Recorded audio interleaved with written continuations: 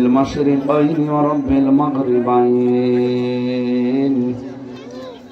الذي خلق كل شيء زوجين وأوجب علينا الإحسان بالوالدين ونشهد أن لا إله إلا الله وحده لا شريك له سلك به علم আল্লাহ বলেন যে বিষয় জানো না মুখ খুলবা না। বাংলাদেশে এই রোগটা বেশি, যেটা জানে না ওইটার বিষয়ে কথা বেশি বলে। এই কয়েকদিন ধরে আমরা দেখতে পাচ্ছি অনেকে এমন এমন কথা বলছে, অথচ তার পেটে বোম মারবে তারা 1 লাখ সহ্য করে বলতে পারবে। তারা ফতোয়া দিচ্ছে যে কোরআনে কারিমে রাজনীতি নেই। নাউজুবিল্লাহি মিন যালিক। আমি কোরআন কি জানি, কোরআন লিখতে হয় কি করে তা জানি? হ্যাঁ, কোরআনে কারিম মানে কি আপনি তা জানেন? মানে যে ফতোয়া দিয়ে দিলেন যে কোরআনে রাজনীতি নেই। যার উপরে নাজিল হয়েছিল সেই মুহাম্মদ রাসূলুল্লাহ রাজনীতি করেছেন না করেননি? শুধু করেননি, তিনি রাষ্ট্রপতি ছিলেন। রাষ্ট্রপতি হয়েছেন 1-2 দিন 5 দিনের জন্য, 10 বছর কতদিন? এগুলো কি সব বানানো কথা? আপনি কোন কারণে বলেন যে কোরআনে রাজনীতি নেই? ধর্ম ব্যবসায়ী যারা, এরা ধর্মের নামে ব্যবসা করে। নাউজুবিল্লাহি মিন যালিক।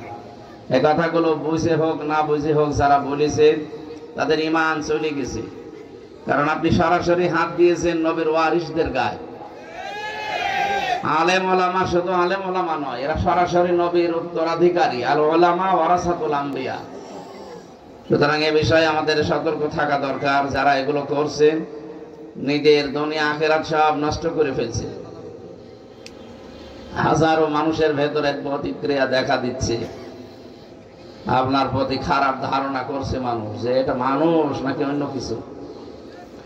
আপনাদের জেলাতে একজনের নাম আমরা সারা বাংলাদেশের সন্তান, শুধু আলেমদের বিরুদ্ধে যাবার কারণে, মুক্তাদির নাকি জানো না, মানে আলেম বিরোধী ছিলেন।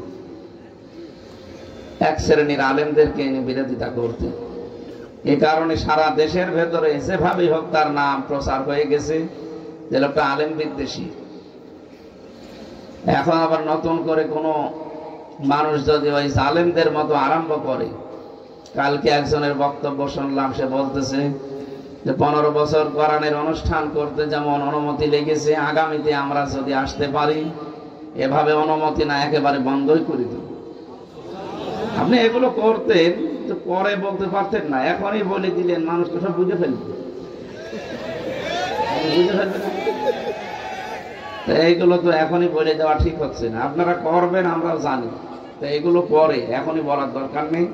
আগে অন্তত বসে নেই, না বসতে যদি সবই ফাঁস করে দেন তো মানুষ এমনি তো বুঝে ফেলছে অনেক কিছু, আবার বুঝেও ফেলছে, বুঝে ফেলবেও। এই জন্য মনের ভেতরে যা আছে এটা যেন থাকে। আর আমরা তো দেখতে পাচ্ছি এই মজলুম সংগঠন, ওইটা শহীদ প্রেসিডেন্ট জিয়াউর রহমানের হাতে গড়া, তিল তিল করে বাংলাদেশ স্বাধীন হওয়ার প্রায় 6-7 বছর পরে দলের জন্ম। দলের জন্ম 78 সালে না, 71 সালে স্বাধীন হলে 78 কয় বছর হয়? 6 বছর। কত? 72, 73, 74, 75, 76, 77, 78, 6-7 বছর পরে এই জন্ম। এই মানুষগুলো এখন যদি নতুন করে কোনো কথা তোলে কারো বিরুদ্ধে, এই যে চেতনার কথা বলে বলেই তো এই 15.5 বছরে এই জালেমারা শেষ করে দিয়েছে দেশটা। নতুন করে কোনো চেতনা এই দেশে কিন্তু আর চলবে না। চেতনার কথা বাদ দিন। যেই শব্দ দিয়ে আপনি ঘায়েল করতে চান ওই শব্দটাই বিস্ফোরক হয়ে চেয়ার থেকে নামিয়ে দিয়েছে আপনাকে। রাজাকার শব্দ বলেছিলেন না? কালকে যে জন্ম নিয়েছে সেও বলছে আমিও রাজাকার। এই জন্য আগামীতে এরকম কোন শব্দ আপনি চেতনাধারী হবেন না, কারণ এটা মানুষ বিশ্বাস করে যে আপনার চেতনায় কাজ হবে না। হাসিনার এই চেতনা যেহেতু আর খায়নি মানুষ, আর সামনে খাবেও না। যে মানুষগুলো এরকম আবল তাবল কথা বলছেন, আপনারা থামবেন। সবাই এখন জানাচ্ছে যে আপনারা দলের ক্ষতি করার জন্য উঠে পড়ে লেগেছেন। যেই কয়টা কথা বলছে দেখেন সবগুলো বাইরে থেকে এসেছে, একটা এই মানুষগুলো খোদ ওই দলের সেই বীজ থেকে চারা থেকে আসে না। এই পাশের জেলা কিশোরগঞ্জ না, এই কিশোরগঞ্জ জেলার ফজলুর রহমান একজন আছে, ছাত্রলীগের সভাপতি ছিল। সেই লোকটা এখন ওখান থেকে তওবা মওবা করে ফিরে এসে দলে যোগ দিয়ে ওই বড় মনে ওই সব হয়ে গেছে। আপনার এত বেশি চেতনা, কোথায় ছিলেন 17 বছর? আপনি কি করেছেন বলেন? আপনার কি আছে অবদান? এবং যে সমস্ত জায়গাতে মানুষ ইসলাম প্রিয়, বিশেষ করে বাংলাদেশের সাতক্ষীরা, চাঁপাইনবাবগঞ্জ, চট্টগ্রাম, এই জায়গাগুলোতে, চট্টগ্রামের পরে কক্সবাজার, এই জায়গাগুলোতে একচেটিয়া মানুষ ইসলাম ইসলাম আর ইসলাম ছাড়া কিচ্ছু চায় না। সে যে ইসলামই হোক, ইসলাম চায় তারা। এখানে আপনি অন্য কিছু খাওয়াতে পারবেন না। এখন বাংলাদেশে বহু জেলা আমি পেয়েছি, প্রায় 32টার উপরে, তো যারা ইসলাম ছাড়া অন্য কিছু সেখানে চাই না। জোর করে কিছু দিতে গেলে উগরিয়ে ফেলে দেবে। এখানে আপনি খাওয়াবেন কি করে? আর যে জোয়ার উঠেছে আমরা দেখতে পাচ্ছি কোরআনের আয়াত অনুযায়ী, ইদা জা নাসরুল্লাহি ওয়াল ফাত ওয়া রাআইতান নাসা ইয়াদখুলুনা ফি দীনিল্লাহি আফওয়াজা। হে নবী, যখন আল্লাহর সাহায্য আসবে তখন আপনি বিজয় দেখতে পাবেন। আর বিজয় দেখতে পাওয়ার পরেই কয়েকটা জিনিস সামনে আপনার ভেসে উঠবে। তার এক নম্বরে আপনি দেখতে পাবেন ওয়ারাআইতান নাসা ইয়াদখুলুনা ফি দীনিল্লাহি আফওয়াজা, দলে দলে পালে পালে মানুষ ইসলামে প্রবেশ করছে। আপনি আগস্ট মাসের 5 তারিখের আগ পর্যন্ত এই দেশের জরিপ দেখেন। যারা জরিপ ছাপায় তারা তো আন্দাজে কিছু করেনি, অন্তত হালকা পাতলা কিছু পেয়েছি। এই যে বিশ্বের 257টা রাষ্ট্র নিয়ে জরিপ বের হচ্ছে, মাইক্রোসফট, ভয়েস অফ আমেরিকা, আন্তর্জাতিক অনেক সংস্থা যারা চেষ্টা চালিয়ে এগুলো বের করে। জানুয়ারি মাসের 1 তারিখে দেখবেন এগুলো সব ফ্ল্যাশ হয়। কি পান? সারা দুনিয়ার 257টা রাষ্ট্রে সবচাইতে সাম্প্রদায়িক সম্প্রীতি নিয়ে বসবাস করে বাংলাদেশের মানুষ। অথচ আমাদের পাশের দাদা বাবুরা সারা জীবন ছড়িয়েছে যে এই দেশে নাকি সংখ্যালঘু নির্যাতন হয়। কি সারা দুনিয়ার মোড়লদেরকে কথা শোনাতো না যে দেশে সংখ্যালঘু নির্যাতন হয়? অথচ রেপোর্ট দিচ্ছে খ্রিস্টানরা, ইহুদিরা, যে না, তামাম দুনিয়ায় সবচাইতে বেশি নিরাপদে আছে বাংলাদেশে অমুসলিমরা। শুধু এতটুকু শেষ করেনি, তারা রিপোর্ট দিয়েছে তামাম দুনিয়ার 257টা রাষ্ট্রের সবচাইতে বেশি মিথ্যা তথ্য পরিবেশন করা হয় ভারতে। তামাম দুনিয়া যখন চিনে ফেলেছে, আশপাশের কোন রাষ্ট্রের সাথে তাদের সম্পর্ক ভালো না। ভারত আমাদের শত্রু নয়, ভারত আমাদের শত্রু নয়, হিন্দুরা আমাদের শত্রু না। শত্রু হচ্ছে উগ্রপন্থী কিছু আছে, জঙ্গি হিন্দু, এরা। এগুলো মানুষ নামে কলঙ্ক, যারা আল্লাহর ঘর একটার পর একটা ভেঙে দেয়। পৃথিবীর কোন ধর্মে আছে যে উপাসনালয় সব ভেঙে দেওয়া লাগবে? কোন ধর্মে আছে? আর আপনারা যতগুলো আল্লাহর ঘর ভেঙে ফেললেন, আপনাদের পূর্বপুরুষরা এই পৃথিবীতে আল্লাহর ঘরে হাত দিয়ে কাসফিম মাকুল হয়ে গেছে। আব্রাহা, কথা বলেন না কেন? বাবরি মসজিদ থেকে শুরু করে গতকালকে একটা মসজিদ ভেঙেছেন ভারতে। কি ধোয়া তুললেন যে এখানে 500 বছর আগে মন্দির ছিল। দুনিয়ার মানুষ মাটির নিচে তেল পায়, গ্যাস পায়, সোনা পায়, আর শয়তানরা শুধু মন্দির পায়। খালি মন্দির পায় বলে 500 বছর আগে, 1000 বছর আগে এখানে রাম মন্দির ছিল, এখানে ওই মন্দির ছিল। কেন আর দেশে জায়গা নেই? মসজিদের নিচে মন্দির পাওয়া লাগবে। আমাদের ধর্মে ভাড়া বাড়ি নেই, জোর জবরদস্তি নেই, এই জন্য আমরা কিছু বলি না। তার মানে এই নয় যে আমরা কিছু বলতে পারি না। কথা বলে না কেন? শুধু একটু বয়কটের ডাক দিয়েছে, ওরা ভাই না বাবা ডাকা আরম্ভ করেছে। কারণ ওরা জানে যে আমাদের সবচাইতে বড় ব্যবসার জায়গা এই বাংলাদেশ। এতদিন মেয়ে ছিল, সম্পর্ক ছিল, মেয়ে নেই, এখন সম্পর্ক নেই। এখন আবার চেষ্টা চালাচ্ছে অন্য লাইনে, না, সফল হতে পারবেন না। আর যারা ওদের ফাঁদে পা দিয়ে এই দেশের মানুষের ভেতরে বিভ্রান্তি সৃষ্টি করতে চান, ডিভাইডেড করতে চান, আপনি কিন্তু ওই জালেমার মতোই ধরা খাবেন আবার। কারণ এই দেশের মানুষ এখন আর আগস্টের 5 তারিখের আগে নেই। 5 তারিখ চলে গেছে, এটা জানুয়ারি মাসের 10 তারিখ। কথা বলে না কেন? August, September, October, November, December, January, কতদিন হয়ে গেল? মানুষ কি আর সে 5 তারিখের আগে আছে? এই জন্য নতুন করে আবার যদি এই উগ্রপন্থী হিন্দুদের পাদে পা দিয়ে কেউ এই দেশে নতুন কিছু করতে চান, আপনি সফল হতে পারবেন না। কারণ তরুণ প্রজন্ম ওটা মানবে না।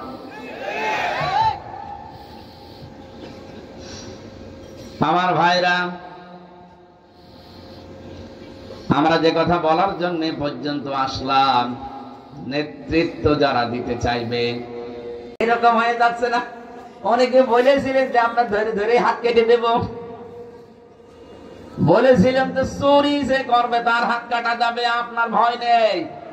আপনি ভয় পান কোন কারণে? তার মানে আপনার চরিত্র এরকমই, এই জন্য আপনার এত ভয় লাগে। আমার ভয় লাগুক আর সাহস লাগুক, কোনো কিছু করার নেই। ইসলাম দেশে আসলে প্রথম দিন এদেশ থেকে চাঁদাবাজি বন্ধ হবে। কোন মহারথী ঠেকাতে পারবে না, সে যাই হোক। এখন আপনি চেষ্টা করেন কি করে ইসলাম ঠেকিয়ে রাখা যায়, না তো আপনার আবার সমস্যা হবে। কোরআনে কারীম যদি আপনি হক আদায় করে পড়তে চান, আর যদি সত্যি বলেন যে আমি এতে বিশ্বাস করি, 3 নম্বরে আপনাকে এটা কিন্তু মানা লাগবে। খালি শুদ্ধ করে পড়া না, শুধু শুদ্ধ করে পড়ে শেষ করা না, শুধু বুঝে শেষ করা না, এটাকে মানতে হবে। আর যখনই আপনি পূর্ণাঙ্গ জীবন এটা মানতে যাবেন, আল্লামা শফি সাহেবের মতো আপনার নামও পাল্টিয়ে যেতে পারে। তার নামই পাল্টিয়ে দিয়েছে জালেমরা, তেতুল হুজুর দিয়েছে। অনেকে তেতুল হুজুর, এটা মুরব্বী মানুষ, হাজার হাজার আলেমের উস্তাদ, আর তার নামটাই পাল্টিয়ে দিয়ে দিল। এখন আরে আর আল্লামা আহমেদ শফি অনেকে চিনি না, তেতুল হুজুর বলে চিনি। কেন? যতদিনই কোরআন শুদ্ধ করে পড়েছে সারা জীবন, একটা শত্রু সারা বাংলাদেশে ওনার ছিল না, ওনার কেউ চিনতো না।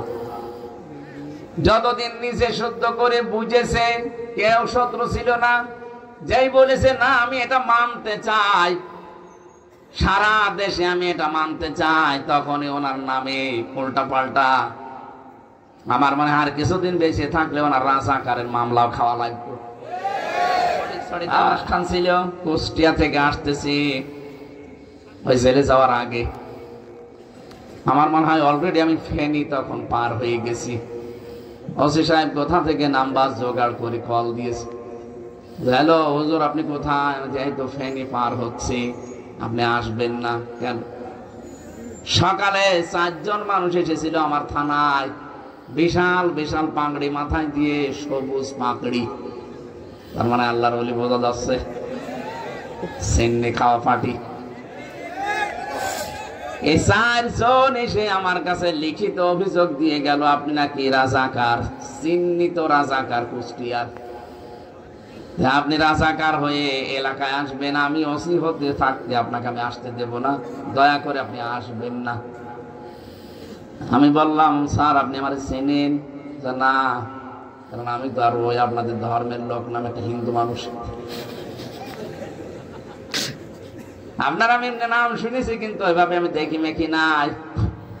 তা আপনি রাজাকার বলে গেল, আর আপনি লিখিত দরখাস্ত নিয়ে নিলেন। আমার বয়স এখন 33, ওই সময় ছিল 30। 33 বছর বয়স আমার। আমার বাবাও ওই সময় হয়েছে কিনা আল্লাহ জানে। হেসে ফেলেছে, বছর বছর কি বলেন, যারা দিয়ে গেল ওরা তো মনে হচ্ছে স্বর্গ থেকে এসেছে। এত সুন্দর চেহারা, এত বড় বড় দাড়ি, আর পাগড়ি মাথায় দিয়ে আছে, সবুজ পাগড়ি। আমি তখনই বুঝেছি যে আল্লাহর ওলিরাই হবে। সবুজ পাগড়ি যখন বলেছে, ওই নজিবুল বসর মজ ভণ্ডরের দলের লোক। ওই শয়তান শুনলাম মরে গেছে, মরে গেছে।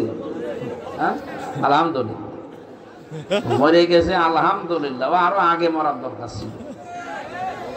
এই শয়তান আর এই কুমিল্লার এলাকায়, চাঁদপুরের এলাকার একজন রেজাউল হক চাঁদপুরি, মাঝ ভান্ডারী, এই দুই শয়তান মিলে কোরআনের পাখি শহীদ আল্লামা দেলাওয়ার হোসাইন সাইদি রহমতুল্লাহ আলাই তার নামে মামলা দিয়েছিল। তারা নাকি ধর্মীয় অনুভূতিতে আঘাত দিয়েছে।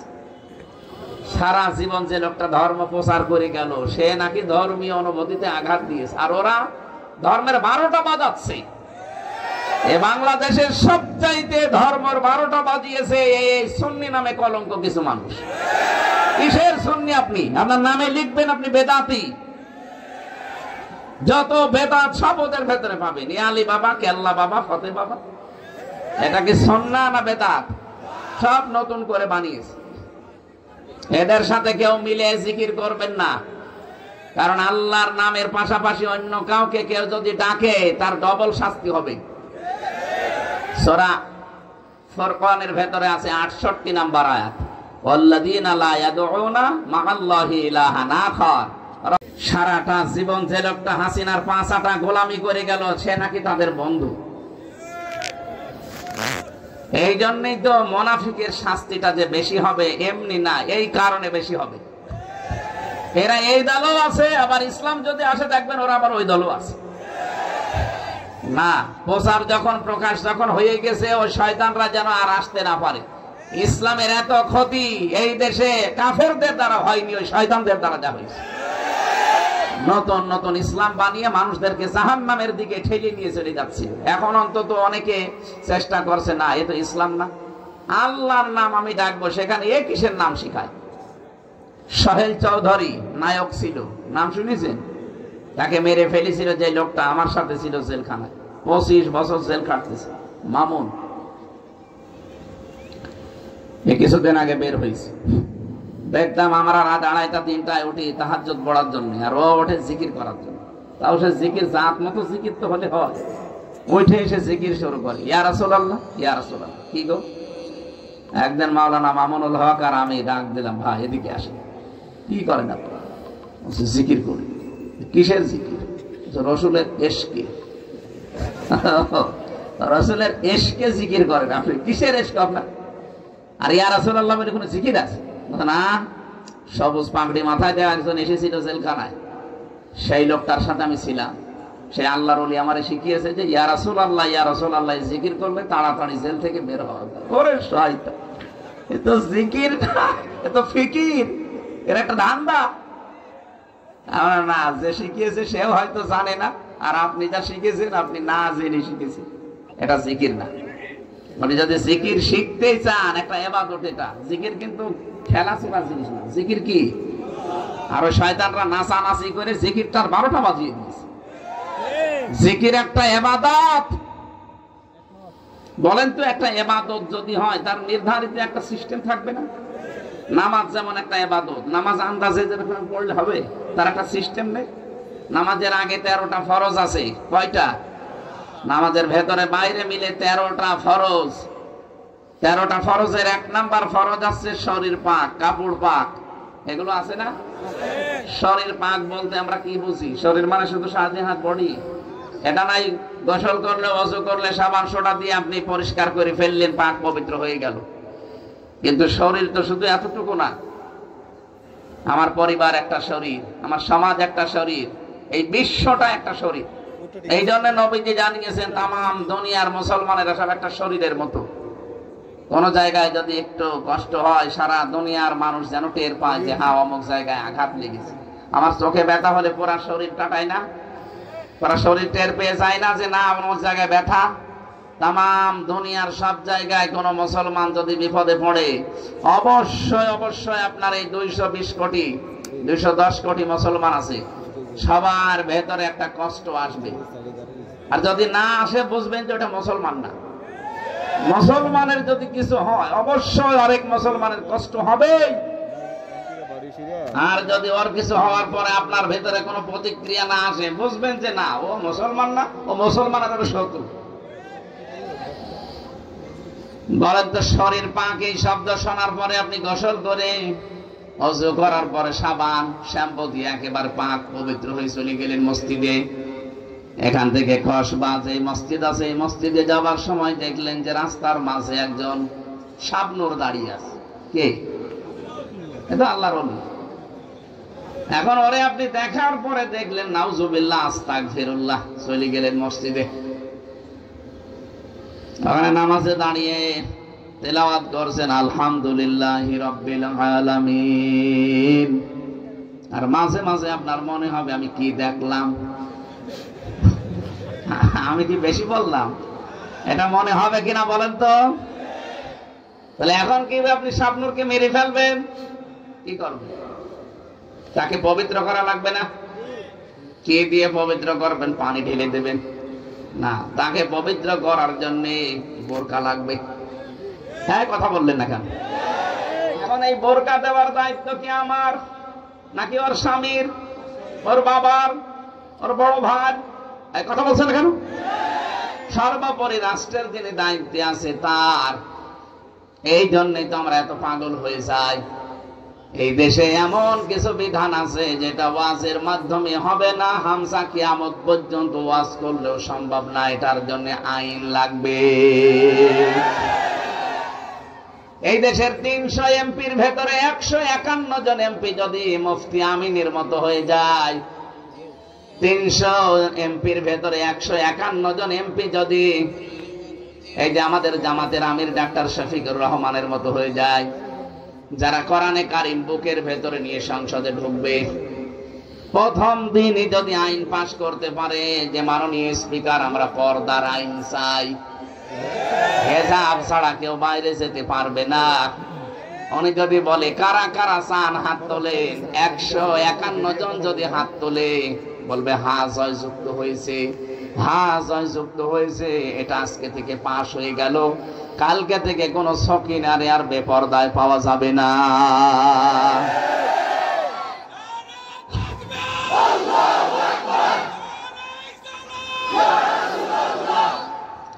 এইটাই তো আমরা চাচ্ছি। আপনি যে আন্দাজে নাম বলেন যে এরা ধর্ম ব্যবসায়ী, ধর্মকে পুঁজি করে এরা ক্ষমতায় যেতে চায় না, আপনি আন্দাজে ভুল বুঝেছেন। কিয়ামত পর্যন্ত যদি ক্ষমতায় যেতে নাও পারি তাও চরম পন্থা অবলম্বন করব না, কিন্তু আমরা চাই যেভাবে সিস্টেম আছে এসে আমরা আল্লাহর এই বিধানটা কায়েম করতে চাই। আর এই জন্যই তো এই মানুষগুলোকে পাঠাতে হবে কোরআন বুকে নিয়ে যারা ঢুকতে পারে। এমন মানুষকে পাঠানো যাবে না যে লোকটা ঢুকেছে লাল পানি খেতে খেতে। এমন মানুষ দেশে ছিল না? যারা মদের ব্যবসা করে, বাবার ব্যবসা করে। এই যে টেকনাফে একজন দায়িত্বে ছিল বদি, ও ইয়াবা সম্রাট ছিল, ইয়াবা সম্রাট।